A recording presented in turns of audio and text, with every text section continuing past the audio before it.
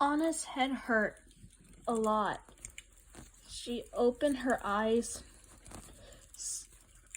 slowly, letting them adjust to the light.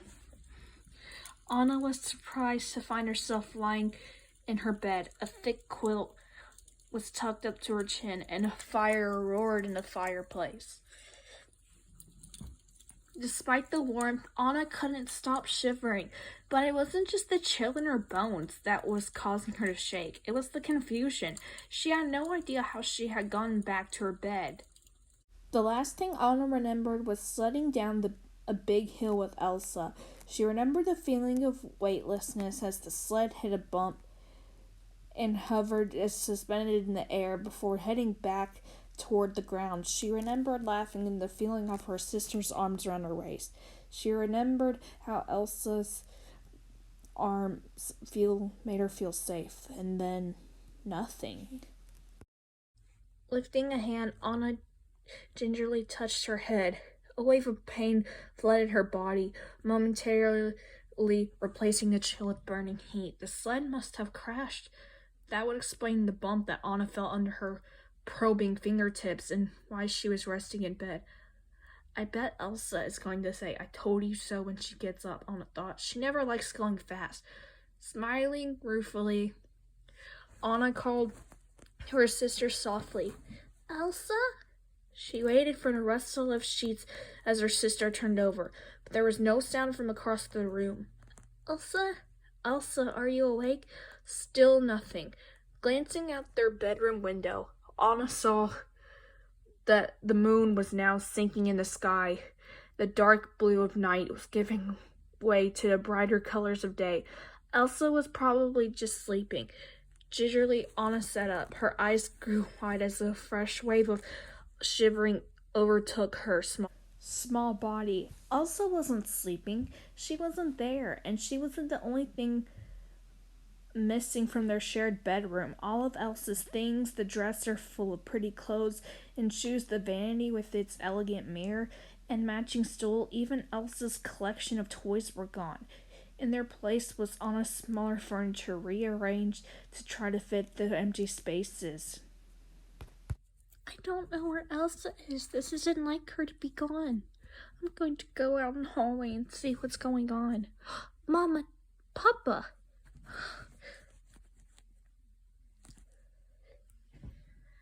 "Mama," Anna said, racing forward. "Mama, where's Elsa? Why are all her things gone?" The queen didn't respond right away, and Anna felt her chill deepen as she saw her parents exchange serious looks. Suddenly, Anna's chill was replaced by fear as a new thought entered her mind. Is Elsa okay?" Anna asked. "I'm sorry we went sledding. I know we weren't supposed to, but I just love sledding and I didn't know we were going that fast," and her voice trailed off. She had been so focused on how strange it was that her sister was gone that she hadn't even thought about why she might be gone. Kneeling down, Anna's mother gently touched her cheek. "Your sister is fine, dear heart. She's perfectly safe." "Then why isn't she in our room?" Anna asked, her lower lip trembling. "Is she mad at me? Did I do something wrong?" "No one did anything wrong," her mother insisted, although now she was looking at the king. Then she turned back to Anna. "It was just time for Elsa to move out of the nursery. She needs her own room now that she's older. Aren't you excited to have the nursery all to yourself?" Anna shook her head violently. No, I am not excited. I want Elsa to come back. Can't she come back? I promise I'll be good. I'll never go sledding again. I don't even need my dresser if that would help. I just want Elsa back." As she spoke, her voice got higher and higher, and the words came faster and faster. None of this made sense. Why would Elsa move out so suddenly unless another thing popped into her head? "Does Elsa not like me anymore?" she asked in a tiny voice, looking up at her mother through teary eyes. She waited. There was a long pause during which Anna's mother and father seemed to carry out on a silent conversation over Anna's head. With each passing moment, Anna felt her heart sink deeper and deeper. She was just about to collapse with sadness when her mother finally spoke. Your sister loves you very much, Anna. I promise you.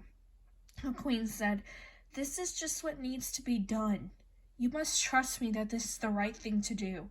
Someday you'll understand. Now you should go back to bed. You need your rest. But... Bed, Anna, the king said. Sighing, Anna turned to go. Please, Anna, trust us, her mother said behind her.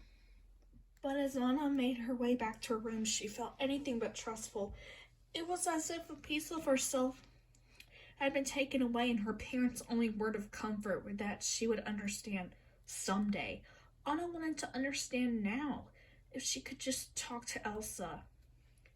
Just then she heard a thud.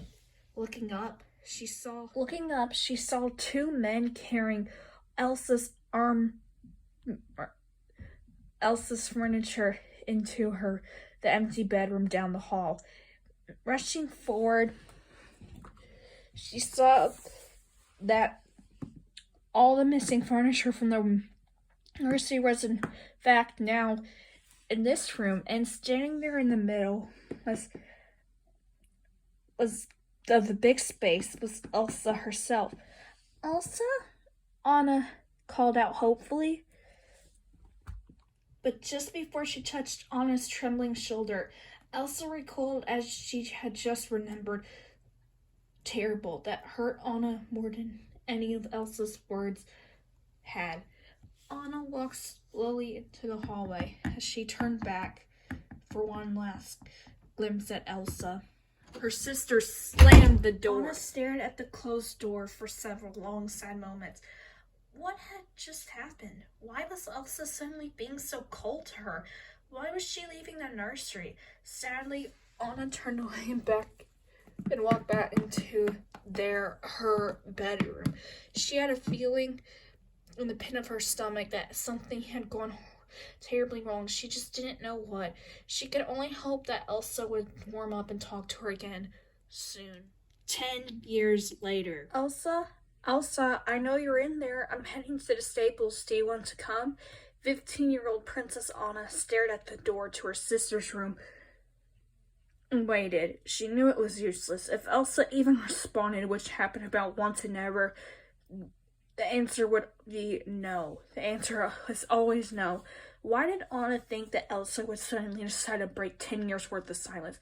Elsa, she called again. Nothing. Gently, Anna placed her hand on the door, as she thought she might feel Elsa's presence in that way. Then she pulled back angry. What was the point? She had been in this spot countless times. Ever since that night all those years ago when Elsa had slammed a door in her face, it had been just one long series of closed doors and disappointing. Letting out a sigh, she turned back and headed back toward her room to put on her riding clothes. Anna was sitting in her bathroom looking at herself through her vanity mirror, touching this spot of white hair that she's always had. Then she gave it a hard yank. She had lost count of how many times she had sat in this very spot, staring at the white hair. She had this streak for as long as she could remember, but it always felt out of place, like it wasn't supposed to be there.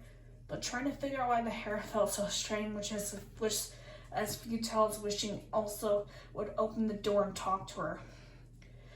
Anna pulled out the streak again, this time running her hastily made bun. Anna pulled on the streak again, this time running her hastily made bun. She sighed and blew the loose strands of her hair out of her eyes.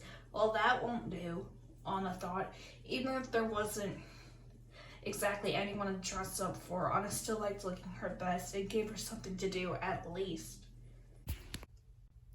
Anna was about to head to the stables when she heard muffled voices in Elsa's room. She couldn't contain herself. She opened the door quietly, but she wished she hadn't. Her father was standing in front of Elsa, his arms crossed. Try again, Elsa, he said, his usually calm tone laced with frustration. You need to figure this out. Elsa looked at the ground. Wisps of white blonde hair fell around her face. When she finally glanced back up, Anna was surprised to see tears sliding down her sister's rosy cheeks. I can't, she said. Don't you think I would if I could? Be careful. Crying only makes it worse, the king said, the restraint evident in his voice. Anna recognized that tone from times when he and her mother was discussing problems in the kingdom. Something was wrong, and he wasn't sure how to fix it. Anna took a step back nervously. This was obviously a private moment. Agnar, please. The queen's voice was something as she...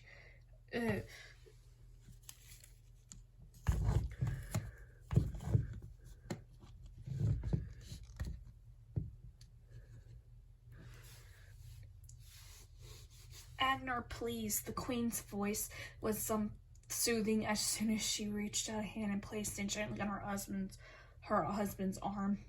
Elsa is exhausted. Let her go. We can try again when we come back. Elsa shook her head.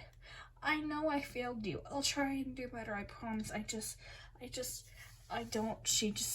She didn't finish. A sob threatened to burst from her chest, but Elsa swallowed it down. She dried her tears and walked quickly toward the door. Elsa brushed past Anna, barely even giving her sister a glance before bolting into the hallway and disappearing. From the shadows, Anna watched her parents. She had seen them so quiet and sad. Anna heard her mother say, I wish we could just help her more, she said softly. I wish she wouldn't push us away so many times.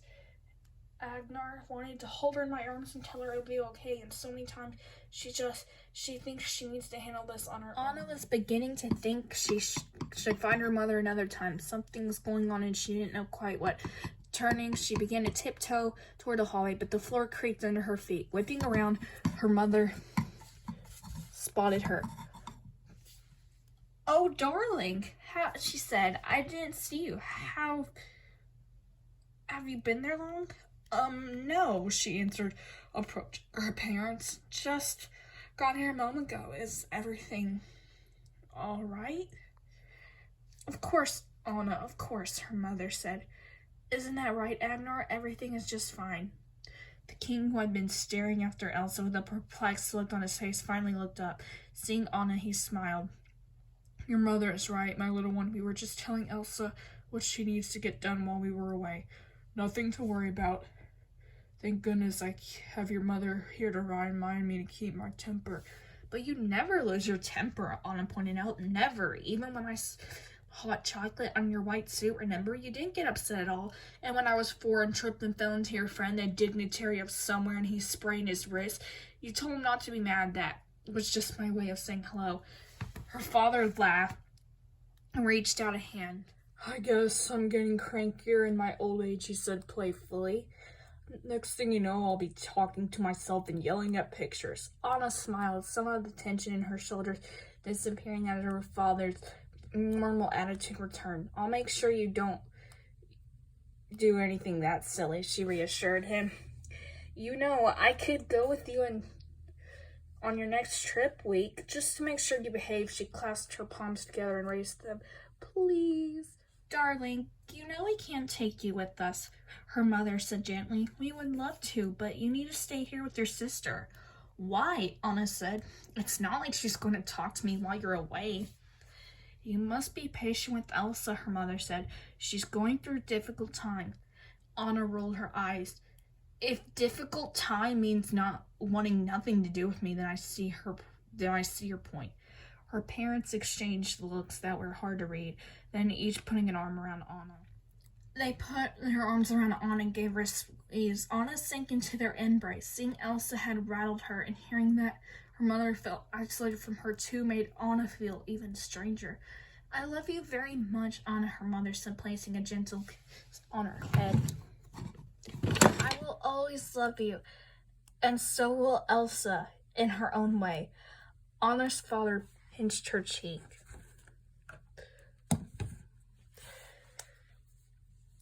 Why don't we plan on doing something special when we get back? All of us, even Elsa, as soon as she starts feeling better. Anna pulled back. Really? She said, clapping her hands together. That would be amazing. Well, we will talk about it when we return, the king said, squeezing her arm. Now I should go meet with Kay and see how preparations are going. I'll leave you lovely ladies to enjoy the day. Leaning over, he kissed his wife gently on the lips. I'll miss you till I see you next, he said. Then turning, he left the room. Anna watched her mother watching him go.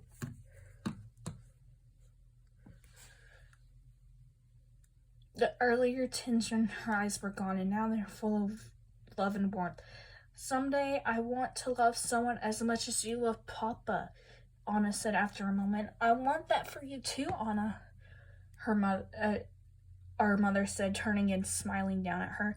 Whoever you love will be so lucky, just like I'm lucky that you love me now, she said, changing the subject. What do you say about grabbing some cookies from the kitchen? I could really use a little something sweet.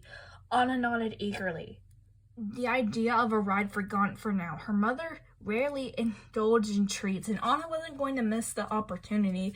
She had only a few more days before they left. She would take any time with her mother that she could get. Smiling, she grabbed her mother's hand and began dragging her towards the door. Let's go, she said. I'm pretty sure the cook was baking macaroons today. King and Queen of Arendelle had been gone for nearly a week, and despite Anna's hopes, their absence had done nothing to make Elsa more social.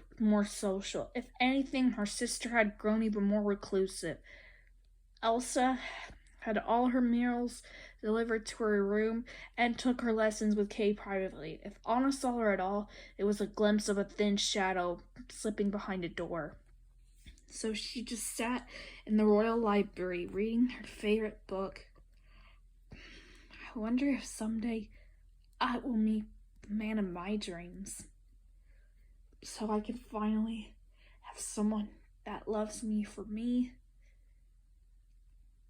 and I don't have to feel shut out by somebody all the time.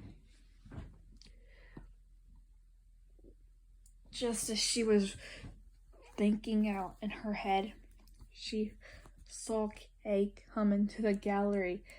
His footsteps were silent. Kay, Anna startled. Do you need? Her voice trailed off as she took in the expression on his face. All thoughts of her sister and the pangs vanished from her mind. Princess Anna, Kay said, his voice filled with sadness. There's been news. Yes, Kay? Your parents, Princess, they're gone. What?